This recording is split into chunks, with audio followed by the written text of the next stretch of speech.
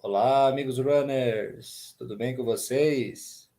Bora para mais uma live de número 414. O estagiário convida, canal Run, Robert Run. E como vocês sabem, sempre trazendo o melhor conteúdo da nossa ultramaratona e as personalidades que fazem esse esporte que a gente tanto ama. Bom, galera, essa é uma live que eu estava muito afim de fazer, né? Eu tenho certeza que vocês também gostariam muito aí de escutar esse grande campeão que simplesmente aí fez o impossível, né? Conseguiu quebrar aquele recorde inquebrável de 101 voltas, conseguiu aí fazer 102 voltas na Backyard Ultra lá de Nanango. So I have the pleasure to have here today Phil Gore. Good morning for you. G'day, how are you? I'm fine, thank you. And Brazilian people are very anxious to hear about you. Well, my friends, just to start, I would like to know about your running background. How many years did you run? So I've been running pretty much since high school, since I was like 12 years old. But I really just got back into it probably the last sort of 10 years since, say 2014. I sort of picked it up again and, yeah, just started with the short distances, like just focusing on 5K up to a marathon. And it's just been in the last 4 years, so since 2019, I've got into the ultra marathons and but yeah, the really long stuff, sort of just starting with 12 hours and yeah, working my way up to 24 hours and the backyard. So yeah, it's been a journey. How many ultra marathons did you do? Ah, I don't know. I've done 9 backyard ultras. Um, I think three 24-hour runs, a few 12-hour runs. I've done 100 miler and just a bunch of 50Ks as well. So whatever that adds up to, maybe 20 or so. Ok. Bom, galera, ele falou para mim que ele corre desde os 12 anos de idade, né? Só que aí ele deu uma parada e aí fazem 10 anos que ele começou a correr as distâncias menores, então de 5 quilômetros até os 42. E aí 4 anos fazem que ele já está nas outras maratonas, então de provas de pista, 12 horas ele fez 3, 24 horas ele fez 3, e aí agora ele está bem focado nas backyards, né, que ele já fez 9 backyards, né, então basicamente esse daí é o background aí do Phil. Né. Phil, what is your best time in half marathons and marathons? My best for a half marathon is, I can't remember exactly, but it's just under 1 hour 17. And then my best for a marathon, officially it's 2 hours 55, but I did not too long ago, I ran a 50K where at the marathon point in that I was under 240. So yeah, I'd probably say it's that 240. Um, but yeah, officially, as in a marathon race, it'd be 255. Impressive times. I am like a turtle compared to you. In half marathons, I have 1:37, and in marathon 3:39. So I am like a turtle. That's still good times. But yeah, I haven't done a half marathon. Uh, Probably over 4 years now. Yeah, since I started doing the ultra marathons, I haven't really looked back and really entered any like just half marathon or marathon races. So it's all about the long stuff now. Even marathons to train, you didn't do? Trail marathons. No, to training, just Oh, to. yeah, I do them in training, but I don't enter any like official events. Ah, okay, okay. Okay, because sometimes I use a marathon, official marathon to train. I will have a São Paulo City marathon on the next Sunday, not this Sunday, the other Sunday, and then we will use to train for my next ultra marathon. Yeah. So that's what I do with the 50K races. So I do quite a few 50K races that I use for training runs. So I've even got a 50K tomorrow, which yeah, I'll be using as sort of a training slash recovery run. Ok. Bom, galera, eu perguntei aí para ele os tempos, né, dele em meia maratona. Em meia maratona ele tem 1h17, em maratona ele tem 2h55, isso oficialmente. Só que aí ele falou que em uma prova de 50K, ele já passou o tempo de maratona para 2h40, né? Então ele tem uns tempos muito bons, né, de meia maratona, de maratona.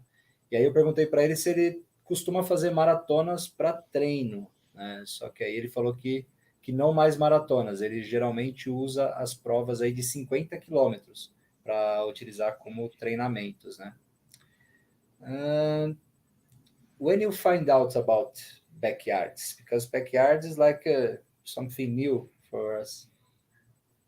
Yeah, so the first one I did was in August 2020. So before that, I'd never heard about the concept. But it's yeah. So I probably found out. I probably signed up for that about 6 months before, or maybe a bit before that. But yeah, just when I first heard of it, I was just really intrigued by the concept, and I just like the idea of it's got no finish line, and you just pretty much go as far as you can go. And yeah, it's like I wasn't signing up for like a 100-mile race or a 200-mile race. Like that can be very overwhelming.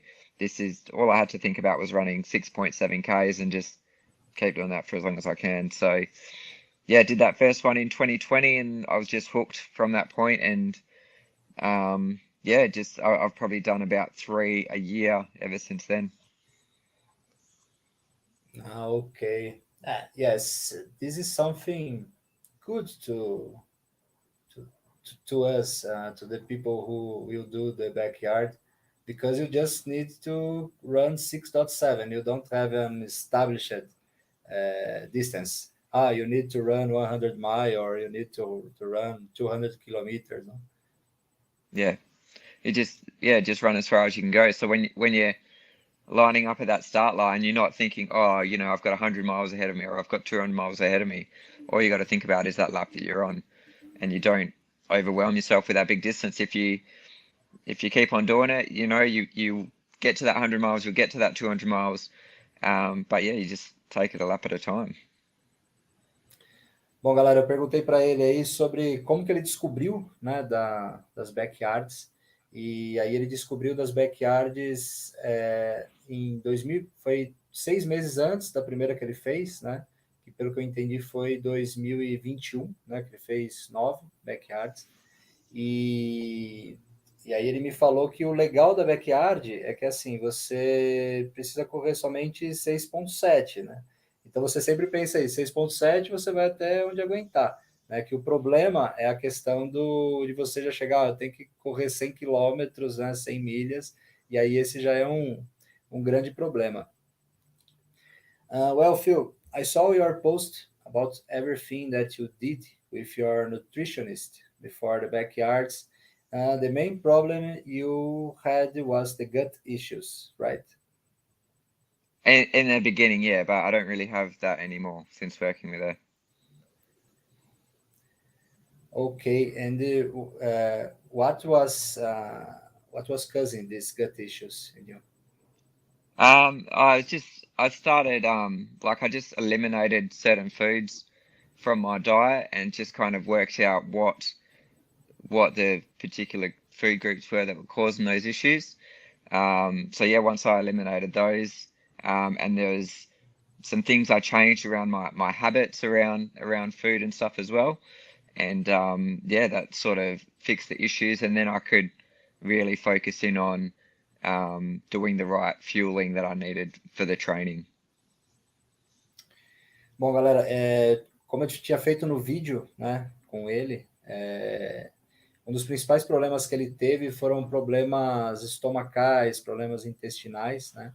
E ele falou que ele conseguiu eliminar isso quando ele eliminou sódio da dieta dele, né? Então ele começou a consumir aí uma grande variedade de produtos, né? Tudo, né? Então essa parte aí do sódio foi bastante essencial aí para melhorar essa parte aí, eliminar isso de vez, né? Dos problemas estomacais. And I saw that you adjusted some other things, like increase energy, food, and product variety, adjust hydration, and sodium and caffeine distribution. I would like you to comment to these points. Yeah, so it's just I used to be quite elaborate with the foods that I'd have. I'd have my crew like cooking up all sorts of things for me, and I just kind of refine that to the type of foods that are number one, easy for the crew to make. Number two, is easy for me to eat, and um, when you get deep into these backyards, sometimes you lose your appetite and you don't want to eat at all. So it's just about finding those right foods. And then the sodium was something. So I had a backyard where I really started to have issues with cramping and cognitive function, and I think we worked out that was probably due to an electrolyte imbalance. So we introduced the sodium in the form of the salt tablets. So yeah, starting using those, and that solved a lot of those issues. And then the caffeine was kind of the last thing that we introduced. I'd normally have caffeine, but only during the morning, so like between sort of sunrise and midday, and I wouldn't have it at night because I didn't want it to interrupt my sleep. But what I found was when I was getting to that third night, I needed that extra sort of energy, I guess, and having the caffeine at that point in the race, it wasn't really affecting my sleep. I was still able to sleep with that caffeine in my system. So yeah, we kind of devised a plan of still minimal caffeine for the first couple of days, but by the time you get to that third night, we introduced that to help get me through. Bom, galera, então a gente estava falando, né, sobre o que ele fez, né, para ir melhorando aí durante as backyards, né? Que no post dele foi bem exatamente, né, do vídeo, né, que eu tinha feito. Cada backyard ele foi melhorando, então ele melhorou aí a questão da energia, né, da comida, tudo, a variedade, né, do que ele estava consumindo. Ele ajustou a hidratação, né, a questão do sódio. Ele tinha tirado o sódio da dieta, né, alimentos com sódio, só que ele começou a usar cápsulas de sal, né? Ele começou a ter numa das backyards ali câimbras, tudo, então ele começou a tomar sal, né, para melhorar. E aí ele falou que a última foi a distribuição de cafeína, que ele tomava geralmente de manhã, né? Ele nunca tomou à noite, né, para não interromper o sono dele. E a cafeína foi extremamente importante aí para ajudar ele durante essa conquista aí das 102 voltas, né, que ele foi fazendo a distribuição corretamente. Well, Phil, when you broke the Australian record, did you expect it to break the world record?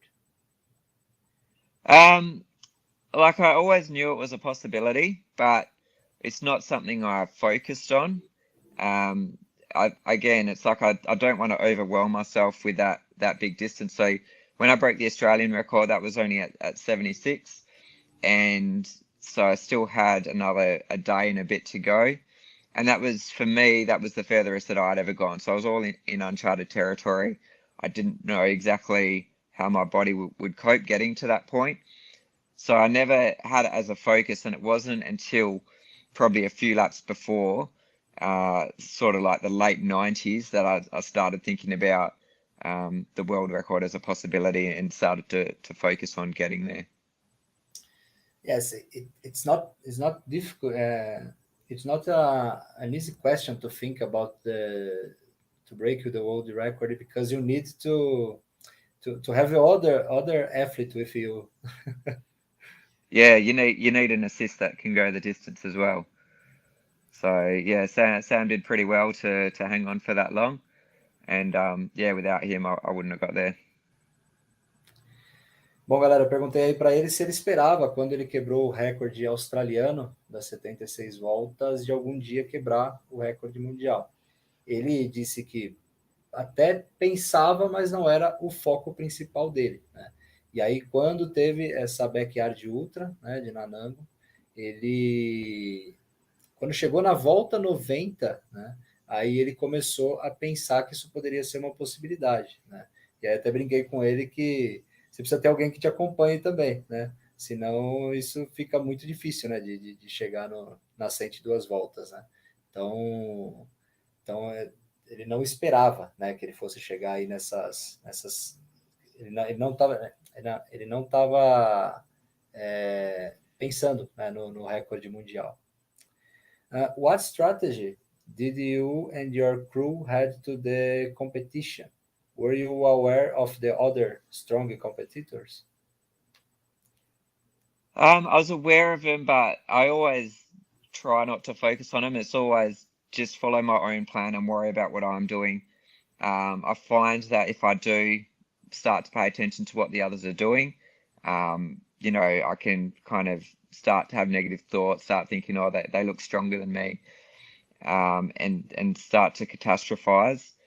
But yeah, really, it's my strategy is to not worry about what the other people are doing. Like I'll just go as far as I can go. It might reach a point where I need to work together with them to help get a bit further. But otherwise, as long as I keep following my own plan and following my own process, I should do all right.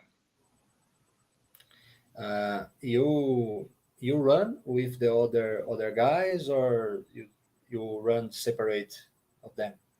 Yeah, a lot of this race, I was, especially towards the end, I was running on my own because I have a pace that I plan, and that pace that I run, it wasn't lining up with what the other guys were doing. So I'm much more comfortable.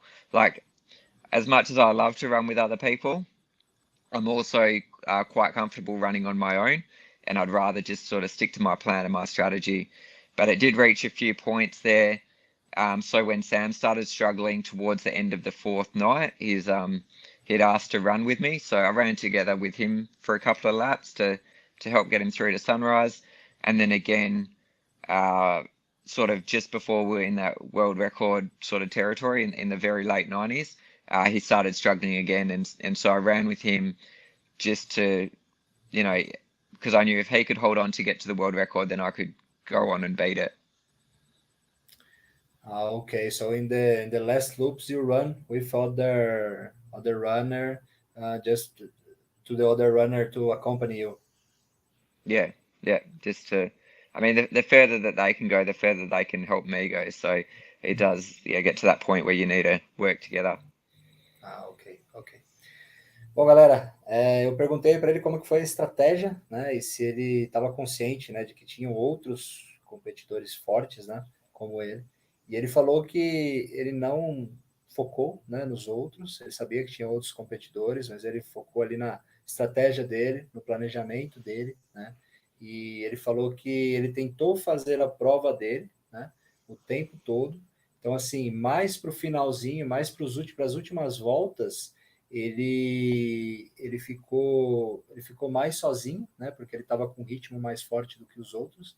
Só que aí quando estava chegando ali próximo de quebrar o recorde mundial, ele tinha um outro competidor, né? Que ele resolveu ficar acompanhando ele, porque aí porque aí não teria chance do outro competidor vai parar tudo. Então ele foi junto com ele, né? Até chegar aí na volta 102 para quebrar o recorde, né? Então você vê como ele estava forte, né? Como ele estava consciente.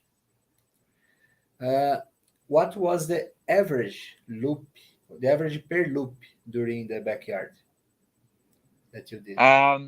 It depended on what I needed to do when I got back to the village. So like if I was having a sleep, I'd try and do those laps a bit quicker. So it'd be about 38 to 40 minutes.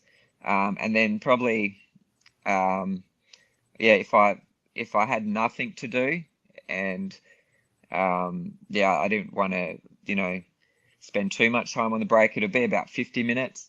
And then if I had like something to eat or yeah, something that took a bit of time, but I didn't need a heap of time like I did to sleep, then it would be about 45 minutes. So that was my kind of three pace groups, was either 38 minutes, 45 minutes, or 50 minutes, and that just depended on what I needed to do during the break. Okay.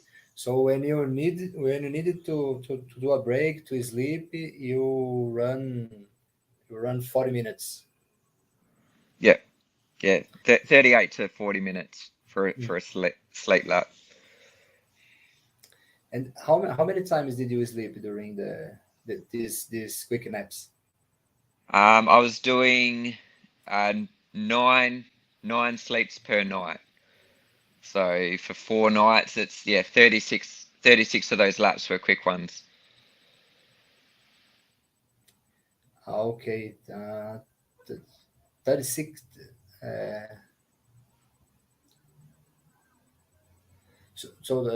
I didn't understand now. You run a lap, you run a loop in 40 minutes, then you had a nap, and then you did how many laps to the other?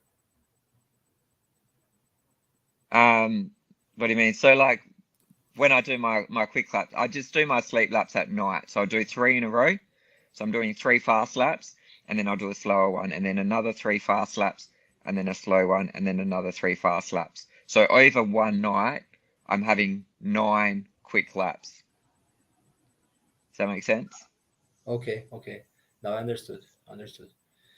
Bom, ele me falou, essa foi a questão do sono, né? Que essa é a questão que eu fiquei mais curioso de saber, né? Então, ele disse que ele fazia, que variava, né? Como ele fazia.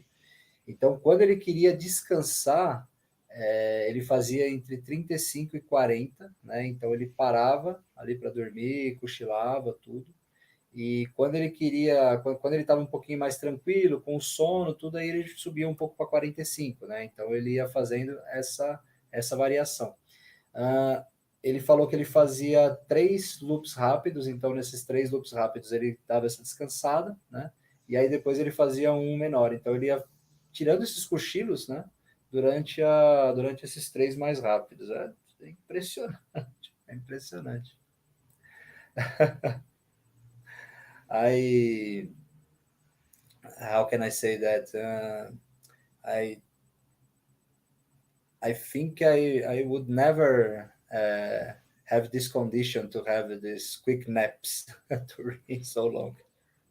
Yeah, it's definitely a refined art. Like when I first started doing it, I was never that good, but the more I've done it, the better I've got at it. So it's like you need to train the naps. Yeah, yeah, yeah. It just comes with experience.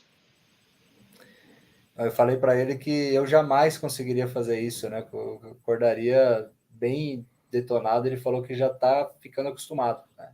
Então é uma coisa assim que tem que ser experimentada, vamos dizer assim, né? Para fazer. Uh, did you have some muscle issues like cramps or something like that?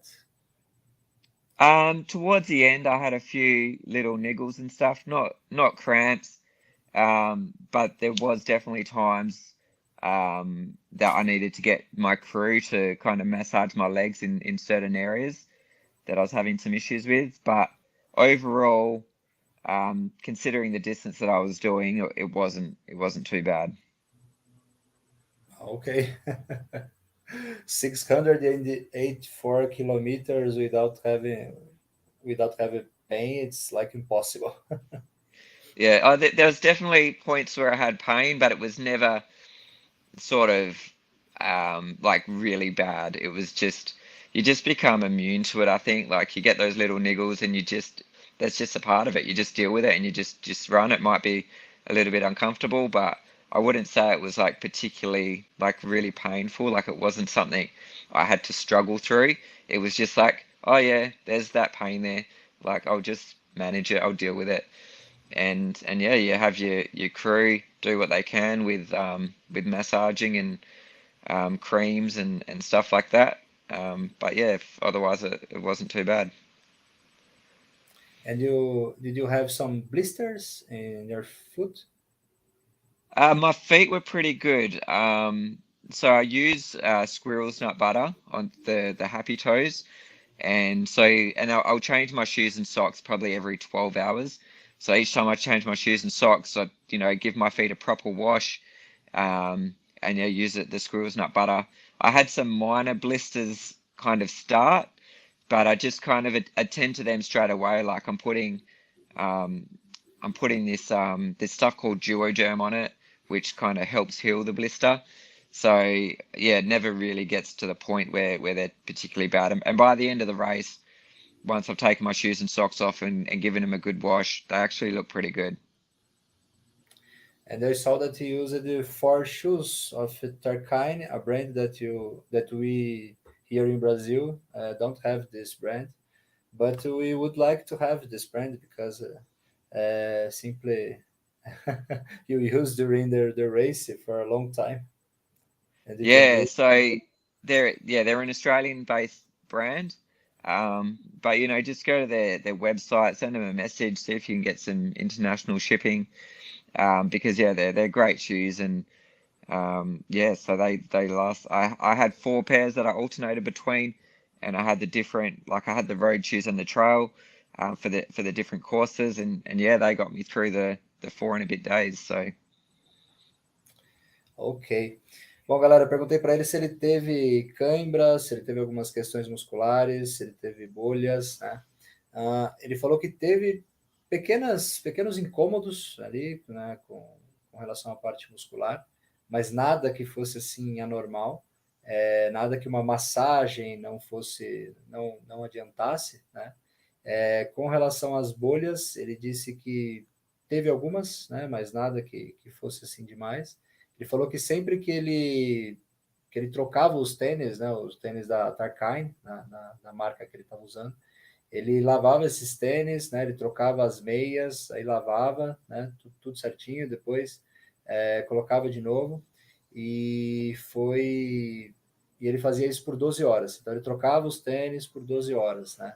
Então ele falou que não teve grandes dificuldades aí da parte muscular, né, nem muitas bolhas, nem nada assim que atrapalhasse demais. How was your feed and drinking during the race? Did you lunch or had dinner normally? so I'm eating almost every lap, but I'll have like a main meal, sort of something more substantial, probably once every 3 hours. And then in between it'll just be like lollies or like little snacks like that. And then so with all my food, I'll eat that during the break. But then when I'm out on course, I'll take Trail Brew, which is like a carbohydrate drink. And so I'll drink that around the course, and that's to just keep my calories and my carbs topped up. But I've got a very specific plan, and yeah, it's almost every lap I've got something to eat or nibble on, and yeah, it worked really well for me. Okay, but you have like a normal lunch or normal dinner? Yeah, so like I'll have it depends. Like I'll have sandwiches and stuff, and like I use like freeze dried meals, so it's kind of designed for hiking, and they're pretty good meals like beef teriyaki or honey soy chicken, and it's just you just add hot water and you just kind of let it sit for 15 minutes, and then yeah, it's good to go. So that actually feels like it's a proper dinner, and I'd kind of have that around dinner time. And then yeah, around lunchtime I'm having sandwiches and stuff, and then breakfast I'm having just like the packet oats, like porridge, which is what I normally have for breakfast anyway. So I am kind of sticking to those kind of normal meal times um, for the bigger meals, but then yeah, I'm also having a lot of other food in between. Okay, okay. The race had a big variety of food in there also.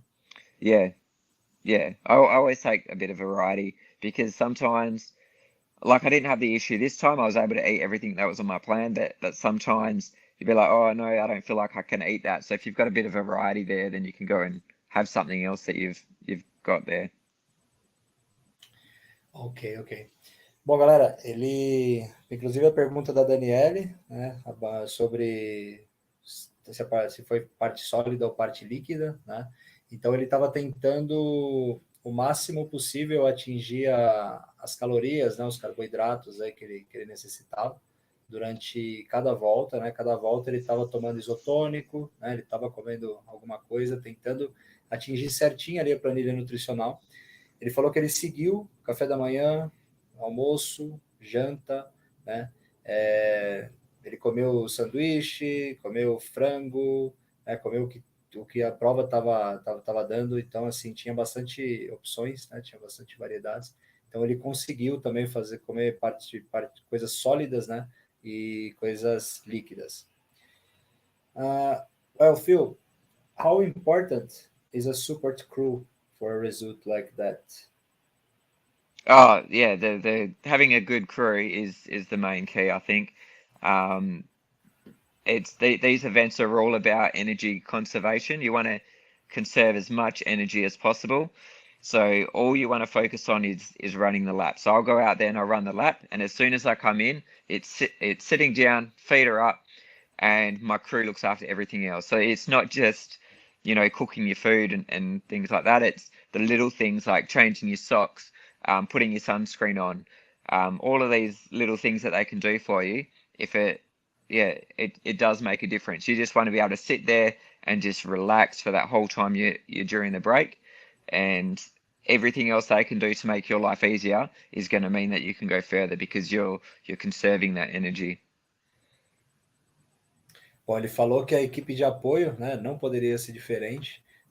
Foi fundamental, porque ele chegava, já estava tudo pronto, né, para ele comer, né, já tinha o pessoal lá para passar o filtro solar nele, né, já tinha o pessoal ali para trocar as meias dele, né, para trocar os tênis, né, para fazer tudo. Então ele só precisava sentar e relaxar, né, somente isso que ele fazia para cada volta, né. Então assim a equipe de apoio foi simplesmente fundamental. Well, Phil, did you have the dimension about what you achieved, or still not? Sorry, what was the question? If you have the dimension about what you achieved, or still not? Sorry, I didn't get that. Let's here in Brazil we have an expression for that, but it's like you did the impossible.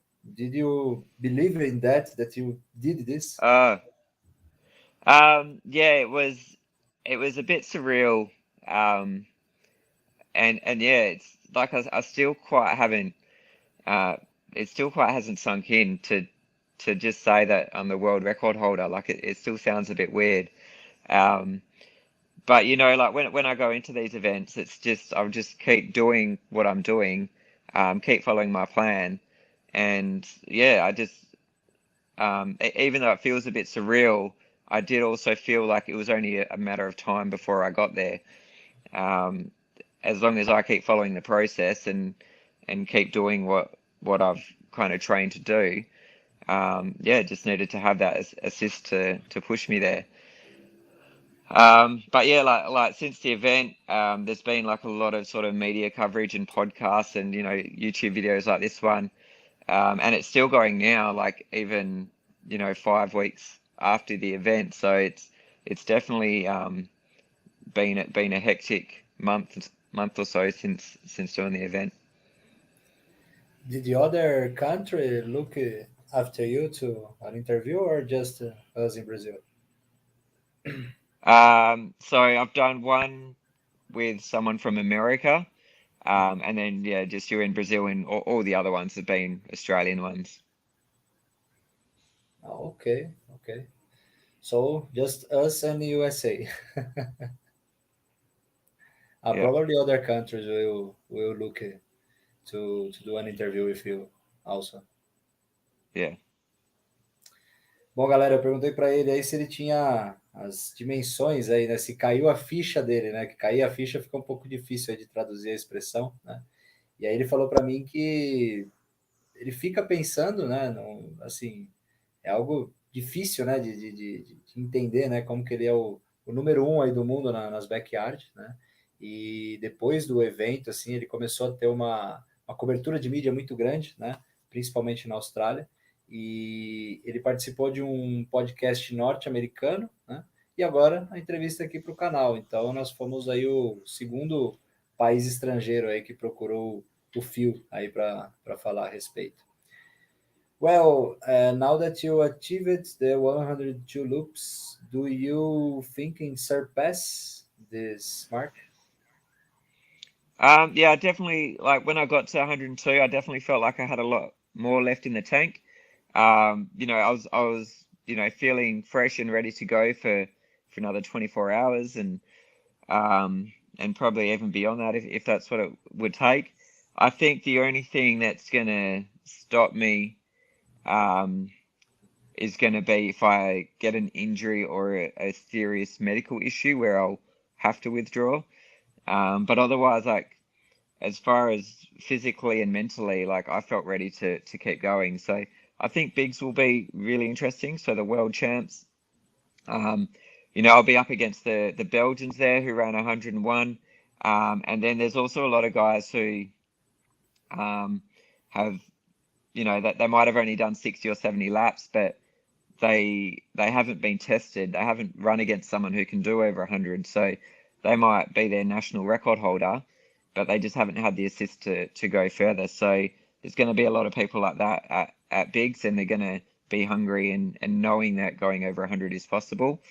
So I think there'll definitely be people there that can push me beyond that 102.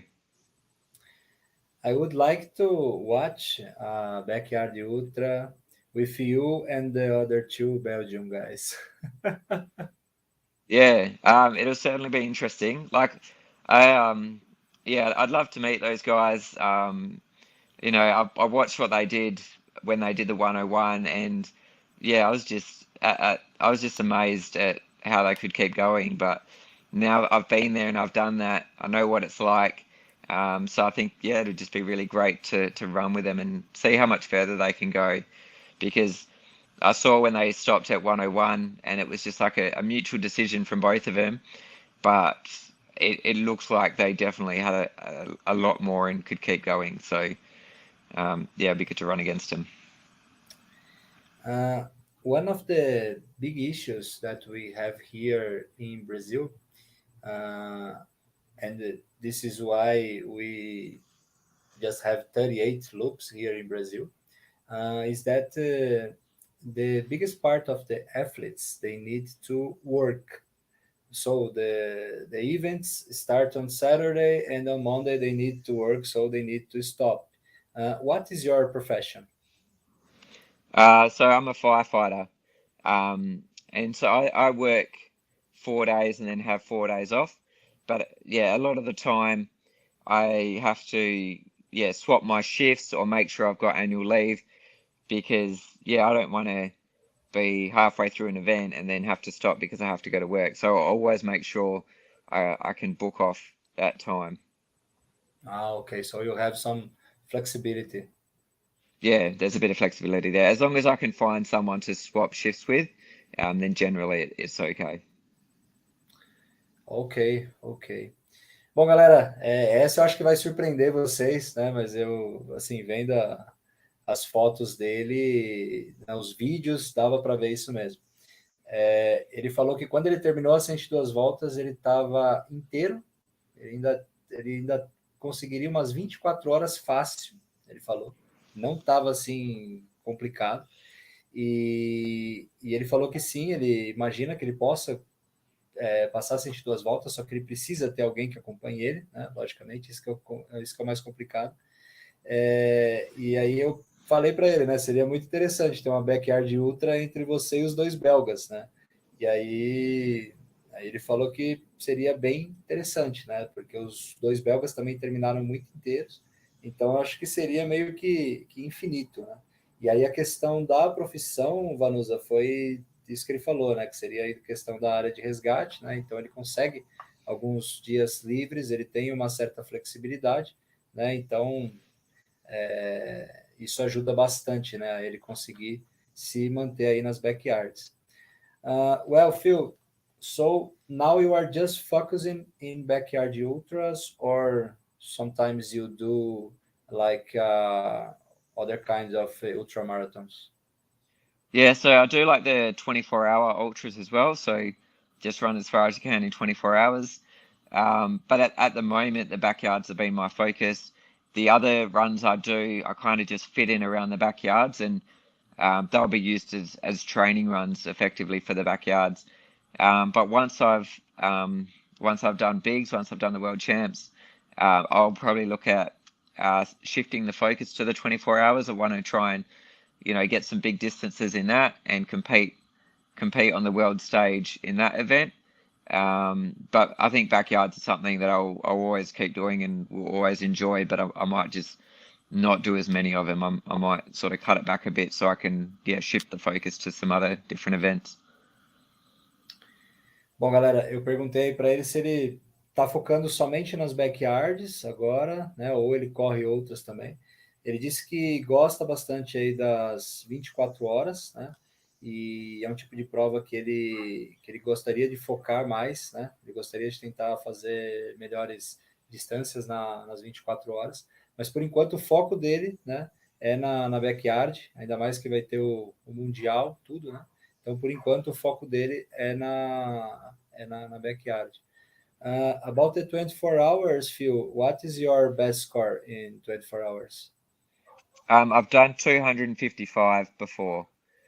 So I've only done it.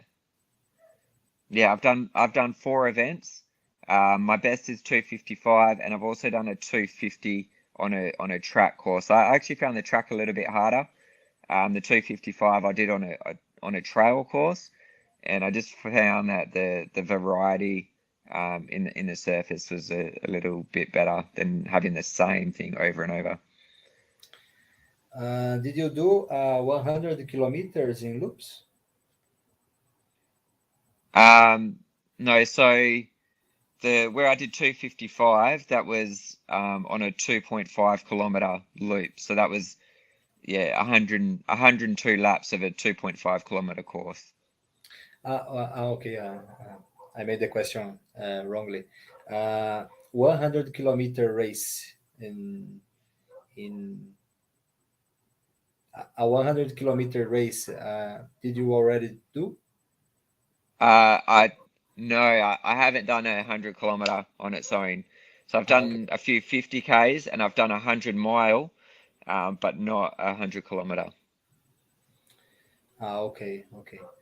Bom, galera, ele falou que já fez 255 quilômetros em 24 horas e não fez ainda 100 quilômetros. Então, ele já fez 12 horas, provas aí de 50 quilômetros, mas ainda não fez uma de 100 quilômetros. I am thinking here, if you trying to focus in 24 hours races, maybe you can achieve the Alexander Sorokin world record. Who knows? Yeah, I'm still a long way off that, but yeah, like I've seen that it's possible. I've seen that it's humanly possible. So yeah, who knows? I'd have to really refine my training and focus to get that far, I think, though. Eu brinquei com ele aí que se ele focar, né, do jeito que ele foca em backyard, ele pode tentar aí alcançar o Alexander Sorokin, né, 319 quilômetros, o recorde. E aí ele falou que ele precisa, né, por enquanto ele está muito longe, mas ele precisa aí trocar, né, todo o treinamento dele. E aí quem sabe, né, algum dia ele consegue. Well, Phil, what is your next backyards? Do you have a other backyard to do this year? Yeah, so just the World Champs, which is in October. And then after that, there's a few here in Australia. But I'll definitely be doing the Satellite Champs next year. But as far as any others in between that, I'm not sure yet. The World Champions in Tennessee, right? Yeah. Okay. So yeah, that's in October. Ok. Bom, galera, ele falou do que ele vai fazer o Mundial no TNC, né, em outubro, e talvez ele tenha uma ou outra na Austrália que ele vá fazer. Well, Phil, last question for you. Do you like Brazil? Do you want to come to Brazil someday to run a race here? I haven't really looked into it, to be honest. But yeah, if there's a good race there, I'll yeah, come over and give it a shot. But yeah, at the moment the focus is Tennessee. But yeah, if you get a world champs race over there, that'll be more of an appeal for me to get there. But yeah, I don't really know too much else about Brazil. But yeah, who knows? Maybe one day. Ok.